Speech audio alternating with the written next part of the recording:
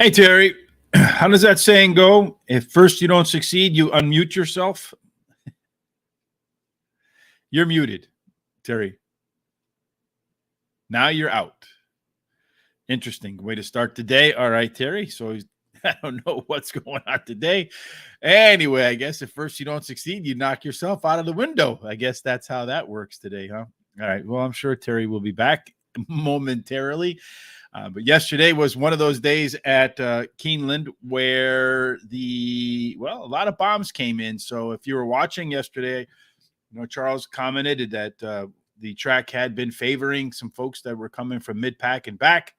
And then yesterday it was speed, more speed. And then it seemingly on the inside, I think Sean and I went back and looked yesterday and found that the one horse, that's why I got the one on today, baby, hoping for a repeat. Maybe not, but I do have some one horses in my picks today. Hopefully that the one horse on the inside, some speed, all that inside stuff plays out again today. Hey, Jordan, how are you? It had been a speed track, but man, some prior to that, early last week, there was some off the pace stuff. So yesterday was just speed galore up front, particularly on the inside. That was what was playing well. So I have that in mind today. I hope to find that to be the case, to be true today. Otherwise, it's going to be another. If we don't succeed, hope it runs on Monday. Are you with me now, Terry? I am. Technical difficulties. Sorry about that. That's all right, Terry. Well, hopefully we don't have a repeat of the technical difficulties we had yesterday figuring out which long shots we're going to win at Keeneland. That's true. There are a lot of big bombs yesterday. I'll tell you that. Yes, indeed. It was bombs away, Terry. That's absolutely for sure. Well, I don't think it's going to be bombs away in the first race. At least that's the way the odds maker put it. There is a first-time starter there coming in this first race, just like yesterday. 4.5 furlongs on the dirt, Terry. They don't run a whole lot of them at that distance. But yesterday, I don't know, you didn't get a chance to see that race. For those of you that were watching online in your accounts, you could hear the horses, the jockeys in the stall there in the gate saying, no, a bunch of them, at least 3 distinct different voices. And then the gate opened and half of the horses kind of popped out of the gate. The one horse just jumped out to a lead and the jockey kept looking back like, I can't believe there's nobody on me. That race was won by the starter, not necessarily the horses, Terry. So hopefully today it's a little bit different. When we had Marshall Mendez on a couple nights ago, he had mentioned that if the jockeys are inside the gate there and they're saying, no, they'll give them a couple seconds, to get squared up. But not in that first race yesterday, but that starter must have had to go to the bathroom or something because he was like, we're going, that's it. That's it, yeah. And the one horse won like that. So it actually worked out for me because in my top 4, 2 of them ran first and second. And if you take my top 4 and boxed them, you would have got a exact of $170 some. So yeah, that would have definitely been workable for sure. Today's card looks chalky today. Yeah, it does look chalky today. More believable favorites. I did try to work in some prices today. Tried to work in what I saw yesterday in terms of that inside bias, the speed bias, and break ties that way. So we'll see how that all plays out. But today in that first race, Terry, 4.5 furlongs. We saw that one horse yesterday get to the lead. I don't know what you can read from that because, like I said, the starter had a big bearing on that one. But all right, so you're going to start off with the 2B Hurricane Debbie. That very probably going to be a under 1-to-1 price. Yeah. What do you think? Well, I do. I actually liked the original horse better. The 2 horse? The 2 horse. But, I've always said that it's the trainer usually knows which one he likes the best, usually. And so I stuck with the 2B Hurricane Debbie, plus my daughter's name's Debbie. And my second daughter. So her dam has. Does she have any hurricane traits, Terry? She does. Yeah. She whips in here and then flies around and whips out. So there you go. See, quick on the draw. That's it. Anyway, Hurricane Debbie, her dam's had 1 winner from 1 starter, and she has a trainer jockey combination who has in the last 14 days won 2 out of 3. And then I like number 6, double overtime. Her dam's got a winner. 1 winner from 1 starter, and the trainer wins 20% of the time in special maiden special weight races. Then number 7 is Becky Thatcher. Her dam has 2 winners from 2 starters and a good 3 furlong workout of 36-3, breezing from the gate. I like to see him breezing from the gate. Two best out of 7. And then I like the entry 1-1-8 Rico's Baytown. I actually like that's the best one. I think her sire wins first time starters with first time starters, and she has a bullet workout of 3 furlongs or 36 breezing from the gate. Well, since this race doesn't really play into our pick 4s or anything like that, Terry, and I do expect that the 2-horse with that morning line of 1-1, and I do agree with you, the 2-horse was probably the one they were basing that line on, but it's tough to tell. We'll find out as the show comes to a close because Keeneland will run right about then. But I'm going to try to beat those horses. I've had enough experience over the last couple of days and weeks and months where I've seen these races where, well, in the last couple of weeks, we had that race at Gulfstream Park that was all first-time starters. We had yesterday's for all first-time starters. Today's all first-time starters. You just don't know what you're going to get at all. So I want to beat that likely chalky favorite. So I'm going to start with the 6 double overtime. Bunch of good works. If you look back at every single work was a good workout, except for maybe the last one. 37 or 33 furlongs, a little on the slow side, but a little bit looking more like maintenance to me, because the horse did have some pretty good workouts, a bunch of them before that. Number 7, Becky Thatcher. Again, another horse that's had pretty decent workouts across the board. I think, like I said yesterday, you saw the one horse, which was a John Hancock horse. I made a note of talking about him signing things. So maybe John Hancock can go double, the first race double today. Gets a big weight break here too, a 7-pound weight break with Renee Diaz. So maybe that can help out too, especially with a young horse. Then I got that 2B in there, Hurricane Debbie. I expect it to be a heavy favorite. Between the 1 and the 1A, I have those as my second, the 4th choice. I feel like their odds are going to come down too, just because you're getting 2 horses instead of 1. And I agree with you. The 1A, Rico's Baytown, is my preference in this spot. But I'm going to try to beat that short price horses right off the get-go, because that's, I think, the way you have to play these races where the horses are all starting for the first time, right? Yep. Tough to give out selections in advance when there is a pronounced bias. Yeah, they're definitely sure. 2-year-old sprints, throw a dart. That's what I'm doing, Charles. Dart throwing there for sure, man. Hey, Terry, thank you for joining us. Attila again. Charles, everybody's in the house today for sure. All right, so race number 2, Terry, is going to be your box it up. And so you're coming out of the gate swinging. Usually when we come out swinging, we do well. It's a mile and a 16th on the main track, and they've run 33 races, 23 won by speed, 11 of which went wire to wire. There is a big-time rail edge here, Terry, so I see you're going to start with that 1 horse. That's right. I like number 1, Sarah. She finished 3rd versus Tougher in her last race, but won the 2 races prior to that and received the highest last speed rating. She drops in class today, and the trainer wins 22% of the time when he ships a horse in to run. And then number 2 is my second pick, Carry On. She has finished in the money in 9 out of the last 10 races, winning 4 of the races, including the last 2. And the trainer wins 21% of the time when shipping a horse in, and she has a bullet workout on March 18th. And then I like number 8, Talk Radio. She is 1 for 1 at Keeneland, so perfect there. And the trainer wins 19% of the time in the 3rd race after a layoff, and her best start speed is fastest among today's starters. And then I like number 6, Ancient Brown. She comes from Aqueduct to Keeneland to try for the first time running there, and likes the distance, and the trainer wins 20% of the time when his entry's been offered 46 to 90 days. As I pace set up this race, it doesn't look to me, Terry, like there's a whole lot of early pace in here. Soraya is going to be the one that's probably the pace setter in here. And then on the 33% winning rail, so the rail has 1, speed wins, top last race, speed figure, drops in class, as you say, checking off a lot of boxes. I'm going to go ahead and stay on the inside. Like I said yesterday, inside speed did fairly well. I don't know that the 3 horse is going to necessarily be a speed horse, probably middle of the pack, but it's going to get a pretty good weight break here. And the horses run at the distance 16 times, finishing on the board in 11 of those. And I'm expecting the 2 horse Positive Vibes to show some positive vibes in the second start off a layoff. Number 8, Talk Radio, is another one that I expect to be forwardly placed. Has some of the best 2 and 4 furlong improvement in its last start.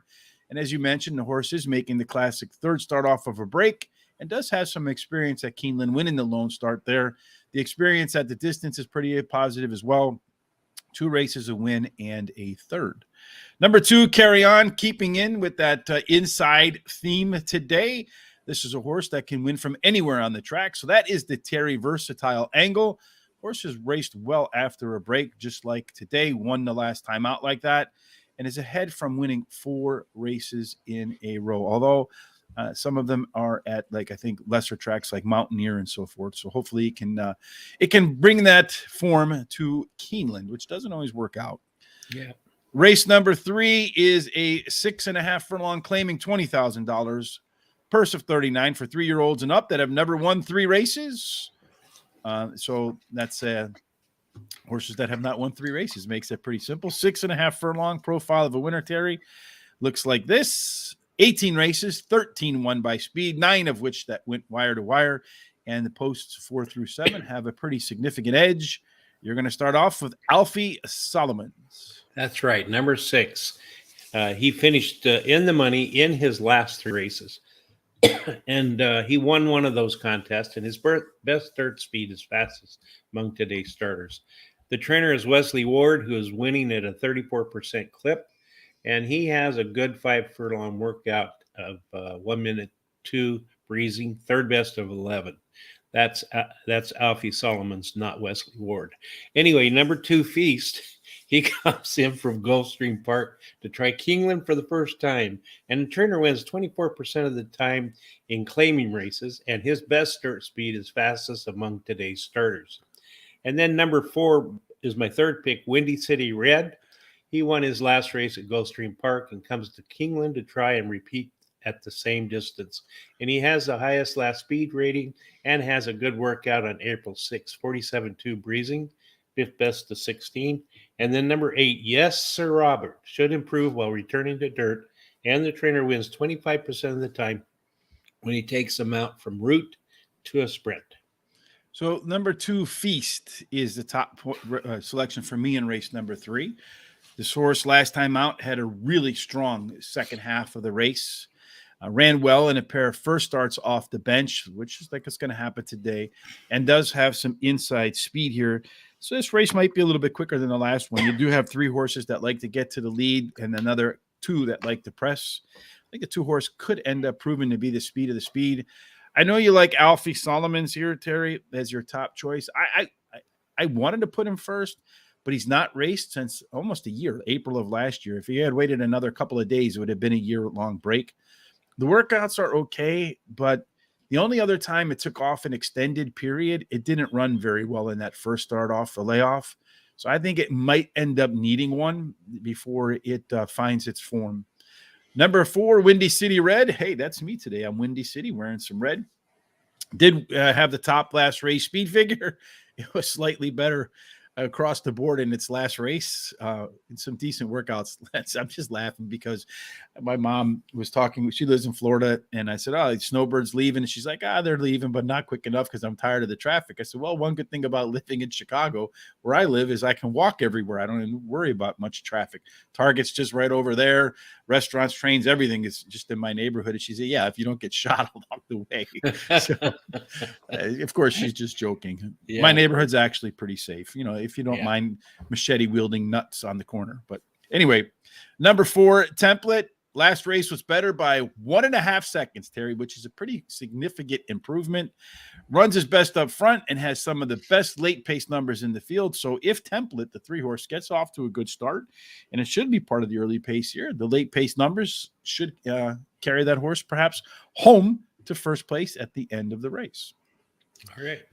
Race number 4, Terry, is a 6 furlong allowance, $10,000 race for a $44,000 purse. 4-year-olds and up, which have started a claiming price of $10,000 or less in 2021 and 2022.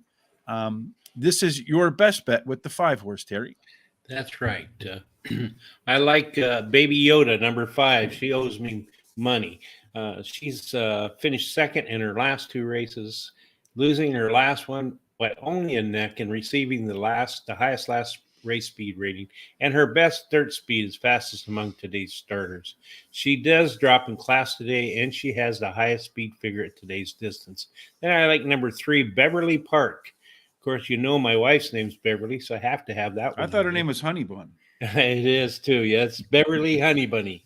She ran third in her last race after having troubles in that race, and the trainer wins 31% of the time when bringing a beaten favorite back to race again. And her early speed style will help her chances. I think she might lead all the way if little Yoda. She could go like that. That's right. If Baby Yoda doesn't beat her. So number 4, Thirsty Betrayal. She has finished in the money in 8 out of the last 9 races, and I love horses that are very consistent that way. Yes. Winning two of the races, and in her last race she finished 6th though, but she was bumped at the start and wide throughout the whole race. And then number 6, Family Man. She has won 3 races out of 5 in her career, and all the races at Oaklawn Park. She has a high percent winning jockey, and the trainer wins 50% of the time when beating him, when bringing a beaten favorite back. Yes. So let's talk a little bit about what Alfie has to say here. That yesterday, that the bias was, we noticed that inside bias was inside horses and speed. So I think we mentioned the one horse won, I think 4 of 8 races yesterday, 50%. So, and it's one thing if the favorites are winning on the inside and their speed and they're just the best horses. It's not indicative of a bias. But when you have a 75-1 shot, gets up front and doesn't give up the lead, even though it broke from the 10, that's a pretty solid indication that the track went completely speed bias. Baby Yoda, huge class drop, falling from the sky. I agree with you on that. That horse is taking absolutely a big class drop, and also the thing that concerns me a little bit about it is beyond a suspicious drop, Charles, is that Baby Yoda probably should be the top rated pick for everybody here. But if you look at the past performances, this horse is always well bet and just seems to, at the end of the race, lose. I always tell my son, good teams find a way to win, bad teams find a way to lose. I don't know that Baby Yoda is a bad horse, but it's a bad winner, and it seems to always find a way not to win, even when it's a really heavy favorite. So I have it as my second choice. I'm going to go with Beverly Park on top of it because Beverly Park has run at Keeneland and knows how to win. Won 3 of those 4 races. Again, inside speed here. Missed as the favorite in the last race, but trainer Norman Cash rebounds at 32%, which is a pretty strong number with favorites who failed in the start before. Number 7, Crime Spree. Terry, is something I might have to go on if the picks don't start winning, my friend. Right? Yeah, agreed. Yeah, that horse won the last time. He took some time off like today. Has 2 good works recently and should be mid-pack, where if he is mid-pack and you look back at the past performances, that is where he's won his races. And then I'm going to clean it up with number 4, Thirsty Betrayal. Horse is making its second start off a layoff. That last race was kind of ugly on paper. The finish 6th by 10. But if you dig a little bit deeper, the first half of the race, the horse did show some improvement. And 50-50 on whether or not the horse improves in the second start off a layoff. So I do think the 3, 5, and 7 to me stand out a little bit more than the 4. So those 3 horses are probably where I would focus my selections. Race number 5 is a 6.5 furlong race. This is a nice price race, a maiden special weight of $100,000. Maybe we can find some value in this spot, Terry. I don't know. What do you think? Yeah, I think so. To me, it's a pretty wide open race. So anyway, I like the number 8, Run Pat. He ran second in his last race, earning the highest last race speed rating and his best start speed, fastest among today's starters. He has a high percentage winning trainer and a good 5 furlong workout at Oaklawn Park. 5 furlongs, 101 breezing, 4th best at 21. And then number 3, Lofty Adjudicator. He ran 4th in his last race after having a very awkward start, and he was returning to dirt, which I think will help. And the jockey in the last 7 days has won 2 out of 8 races. And then number 1 is my third pick, Nabokov. He finished. He is a first-time starter, and the dam has 2 winners from 4 starters, and one of those was a stakes winner. The jockey has been doing really well. He's been in the money 13 out of 23 races, and he's won 6. And he has a really good workout, 48-3 breezing. Then I like number 6 is my 4th pick, Ratification. He ran second in his last race at Fairgrounds, and the trainer wins 22% of the time when bringing back a horse who's been off for 46 to 90 days. And they added blinkers today so that he keeps his mind on business. Absolutely. For me, I took a different strategy in this race, Terry. I looked through. I wasn't overly impressed with a lot of the horses that had experience. And as you know, I like to bucket up things. When there's first-time starters versus experienced horses, I put them in buckets, and I usually pick my horses out of one of those 2 buckets. I felt like the 8-horse Run Prep of all the horses with experience, much like you, looked like the best of the experienced horses, and it had some crazy good improvement last time out in its 2 and 4 furlong numbers. Some really good workouts since then. So I'm expecting to see some improvement in the horse's second start off a layoff. If that happens, maybe Run Pat can run right by all of these horses. And then I went first time starters across the board, not necessarily in any particular order, but I looked at Nabokov. This horse cost $775,000. So definitely the pedigree and the breeding is there. Otherwise, they wouldn't pay that much for that horse. Inside speed. So if I can get off to a good break, Nabokov could take it home. Charge It to the Game. This one's a $400,000 horse. And looking at the first time starters of the 3 that I have in the mix here, probably does have the best workouts of all of the above. And then finally, number 9, East to the Dawn. So this horse has 10 starters, Terry. It's Mama, East to the Dawn. 5 of them are stakes winners. That's a pretty good number. 50% of the horses make their ways to stakes races and win. Absolutely great. Yeah, so Mama is definitely one that you want to get the babies from. And that one wasn't cheap either. It cost $450,000. So I'm going to start with the 8-horse. But I honestly wouldn't be surprised if one of those first-time starters actually takes this race. That's the kind of way I'm looking at it. And race number 5, fortunately, Terry, is not a race of death. Nope. Yesterday, we had about 6 races of death. We did. Just one. But our hot dog pick 4s look like this, Terry. I stole a page from your book, and I'm trying to make my way through the first 3 races with 2 horses, 2, 2, 2, and then 4. You went the more traditional 2-3, 2-3 route. That's right. So what I'm kind of hoping is I can beat Baby Yoda. I can beat a couple of other horses along the way, maybe catch 5-1, a couple 5-1s in there.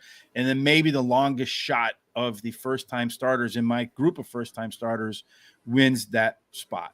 Yeah. And I'll tell you the truth.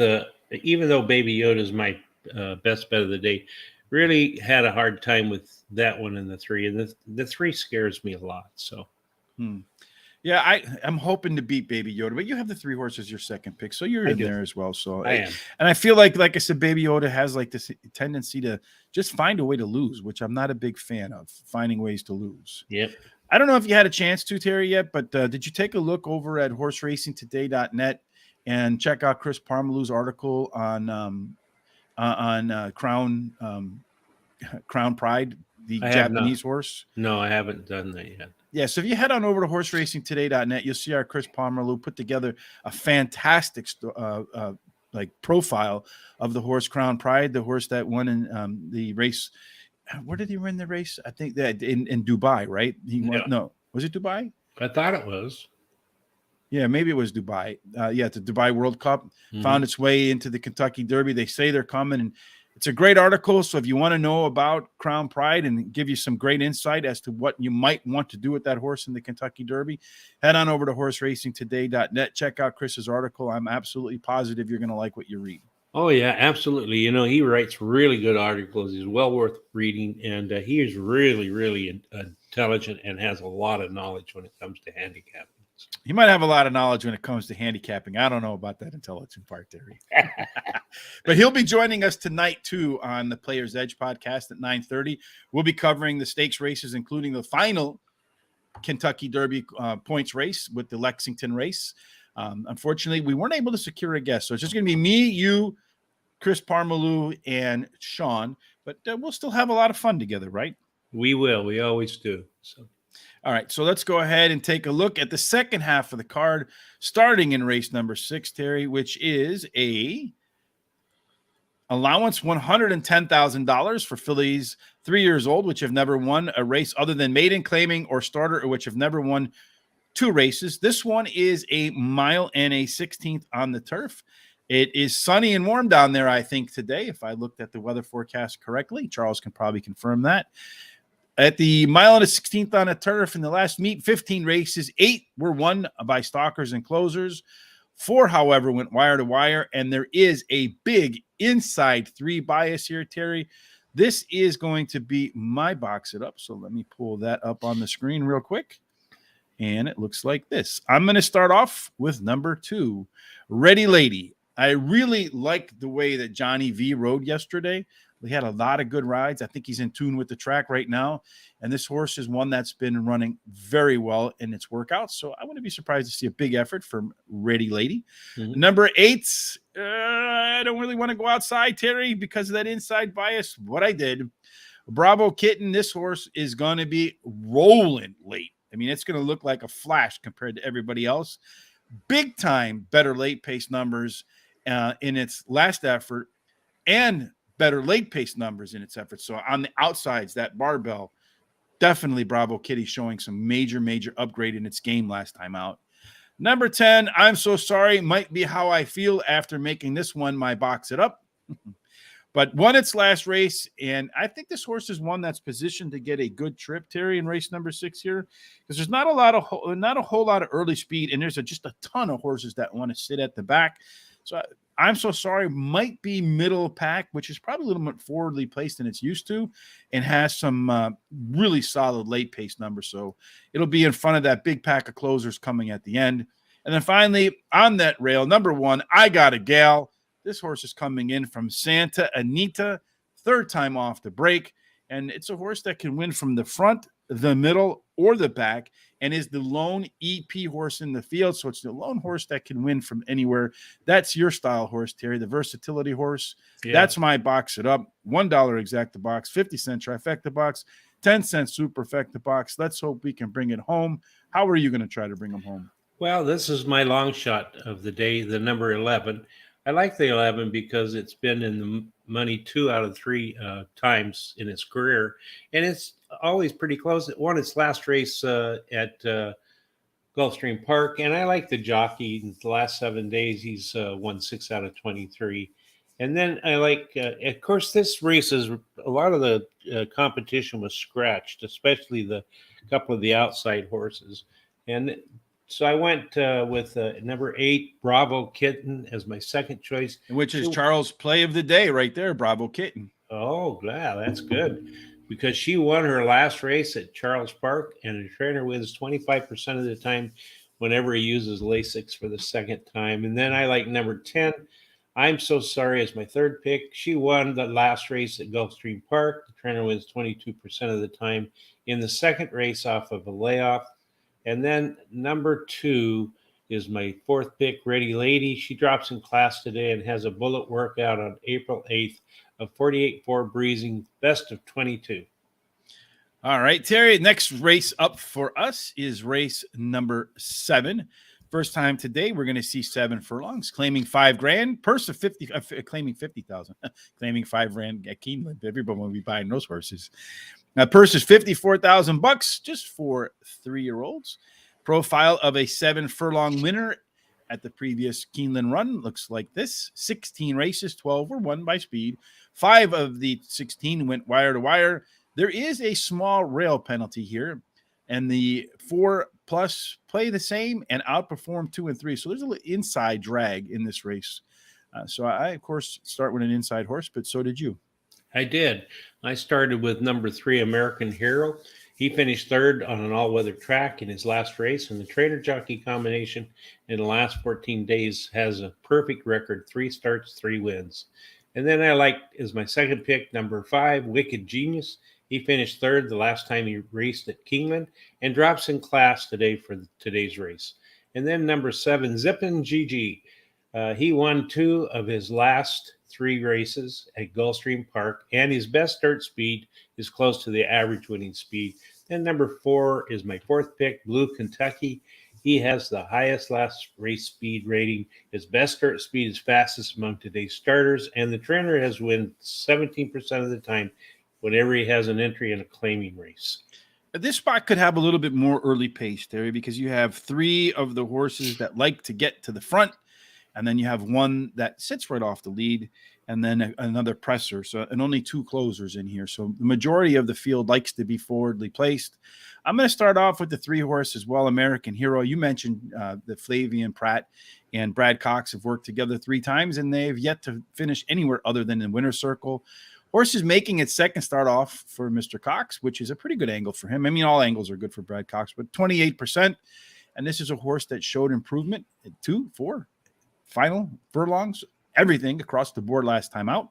So I expect you'll see it and continue on that line today. Number 4, Blue Kentucky, as you mentioned, Terry ran the top last race speed figure, but did so against tougher competition. This is the one horse that I mentioned that should sit right behind the leaders as the only EP horse in the field, and is going to have some pace to chase. So if you can get some good pace up in front of it, should sit right off and then stock and close right on by. Number 5, Wicked Genius, Terry, dropping in class, has 16 furlongs workout since its last race on since March the 5th. Excuse me. These decent works indicate to me the horse will be close to the lead and does have the second best late pace figures in the field. And then finally, tough call between the 1 and the 7. I'm going to go with the inside horse, even though there is a little bit of a penalty at the inside draw here, 7 furlongs. But the horse has consistently had better numbers than Zipping Gigi. Race number 8 is back to 1 mile and a 16th on the turf. And this one's an allowance $140,000 race with a $140,000 purse. No diamond there or anything. It's quite, the conditions are a little bit too long to go into the reading. So Terry, go ahead and take us through your picks, and then I'll tell you why I think the 6 is a good long shot here. Okay, well, you can see between my picks and Rich's picks, this is a very wide open race because there's a lot of competitive horses in here. And so in this race, I like the number 5 as my first pick, Norma Jean B. She's finished in the money in her last 7 races, and she's won 4 of those races, including winning the last 2. So she's going for a hat trick. The jockey in the last 7 days has won 6 out of 23 races, and she has 2 bullet workouts in a row for this race. Then I like number 7, Fluffy Socks. She finished 3rd versus Tougher on the dirt in her last race, and she drops in class today, and her best start speed is faster than the average speed. They added Lasix for today's race. And number 2, Temple City Terror is my 3rd pick. She finished 3rd versus Tougher in her last race and has finished in the money in the last 4 races. She won 1 of those. She has the highest last speed rating and drops in class today. And then number 6 is my 4th pick, Curly Ruth. She has the highest speed figure at today's distance, and her best turf speed is fastest among today's starters. Charles says that in race number 6, the 13 horse got in. Very dangerous to think about adding that one to the box it up as well. So keep an eye on that. That horse, his name is, let me switch screens here real quick. Maxine Machine, making its first start since January the 29th. Some decent workouts since then. Obviously, we mentioned trainer Brad Cox has done fairly well. Horse has run on the turf 4 times and definitely has some really strong pedigree scores there for Maxine Machine. We're on race number 8, right, Terry? Yes. So for me, my long shot of the day here is number 6, Curly Ruth. It's a field that almost has no pace in here, Terry, although stalkers and closers have won this a little bit more than half of the time at the distance and surface. The 6 horse, Curly Ruth, is going to be near the front. It's a top early pace horse in the field with a track in a field full of closers. Horses run pretty well at the distance, too. Ran there 9 times, 2 wins, and 4 seconds. So it may not win the race, Terry. I list it as my top pick as the long shot all the time. Kind of weird to stick it's your long shot of the day and make it your 4th pick, right? Yeah, but I've seen. I think didn't Jared do something similar? Yeah, he did something similar. Yeah, I put him on top. I think he actually has a real legitimate shot to win because the pace of the race is going to set up nicely for him. Number 7, Fluffy Socks. This horse has been facing by far the toughest company in this field. 6 straight graded races, and this is the first time the horse is going to get a dose of Lasix, so that could be more than enough to get Fluffy Socks to the winner's circle. Number 3, Past the Plate. As I mentioned, late runners have had the edge at the distance and surface. This one has the top late pace numbers of all the pack of closers. It's been very competitive in non-graded stakes races. And then finally, tough call between Princess Causeway and your top pick, Norma Jean B. But Princess Causeway has been facing tougher competition, and I prefer the inside horse after what I saw yesterday at Keeneland. Race number 9 wraps up the day, Terry. Hopefully, when we get to race number 9, we feel a whole lot better than we felt yesterday when we got to race number 9. Yeah. I kind of stopped watching. This one is a maiden $100,000 special weight race at a mile and a 16th on the main course.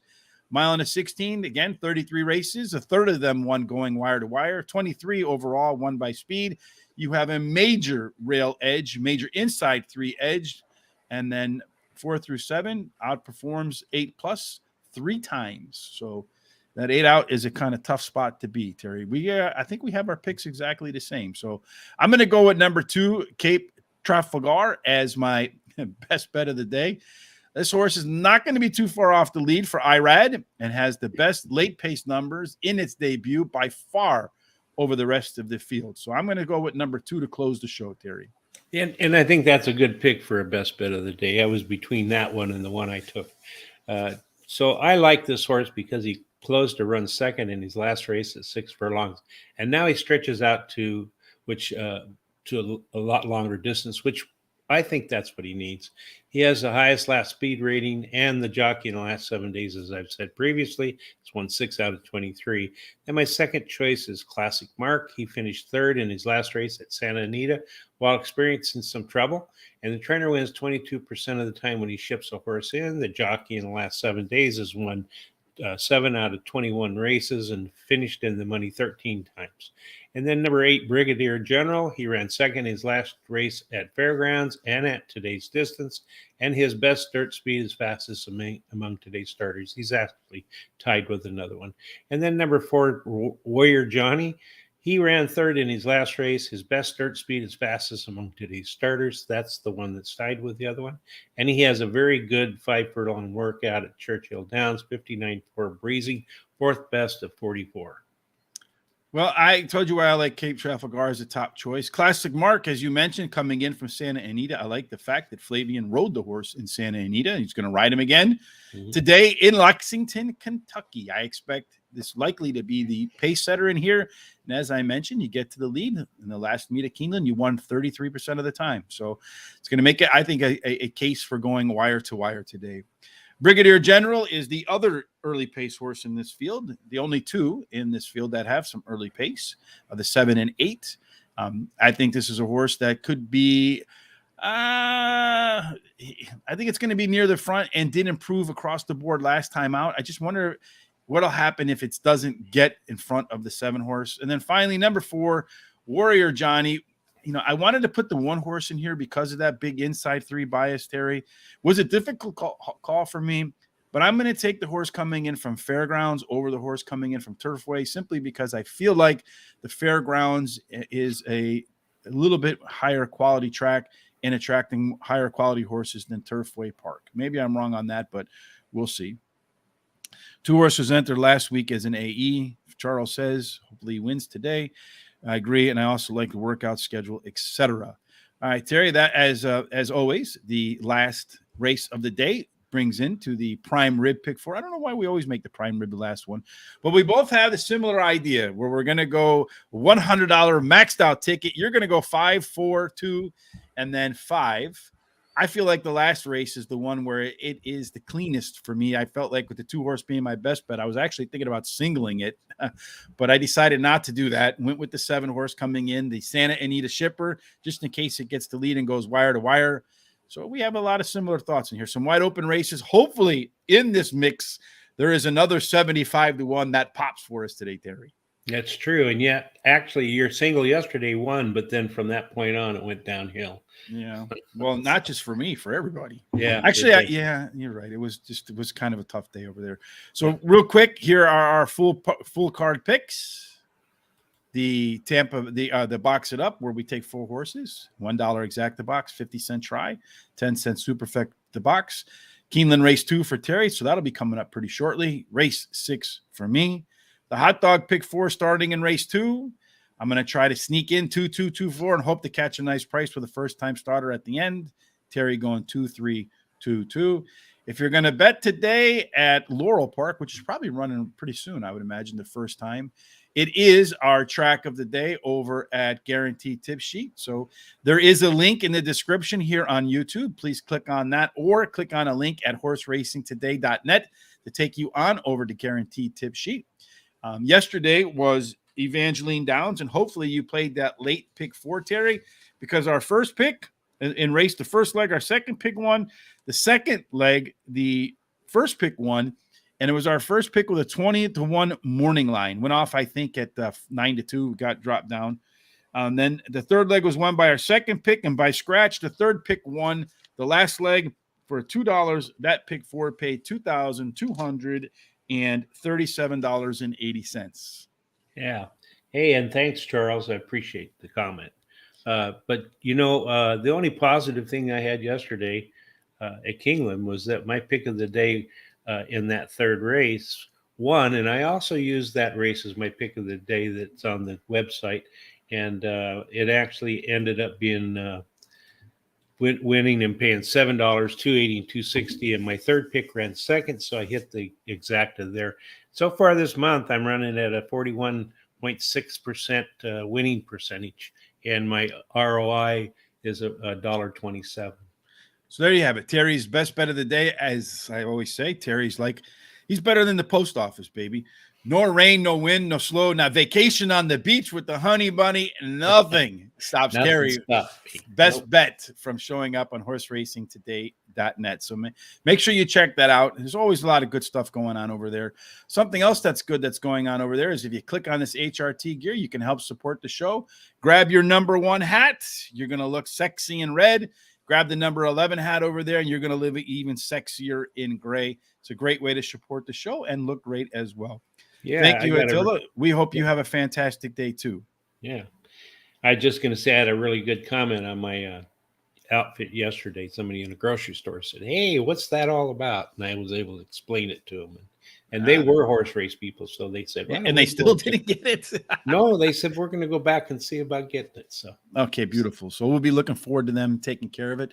Yeah. Tonight, again, we'll be back with Sean, Terry, myself, and Chris Parmalu to talk about the stakes races this Saturday at Keeneland. Unfortunately, something came up for Tom. There will be no 4 on Friday tomorrow, so I'll get a day off. Terry and I will be back on Saturday to talk a little bit about some other stakes races. Really not a whole lot of stakes races going on Saturday, so we'll clean up what's left outside of Keeneland. And then, of course, if you like what you saw, I want to say thank you to John Caravu for the thumbs up on Facebook. We appreciate that.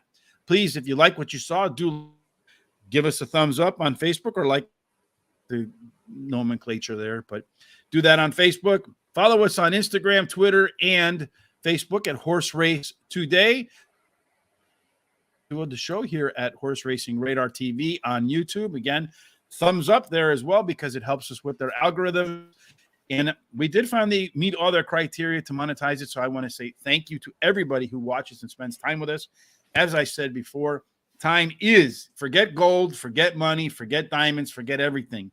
The most precious thing every one of us has is time. So we appreciate you spending that time with us because it's the one thing that is absolutely finite for all of us. We have an expiration date. When it comes, that's that.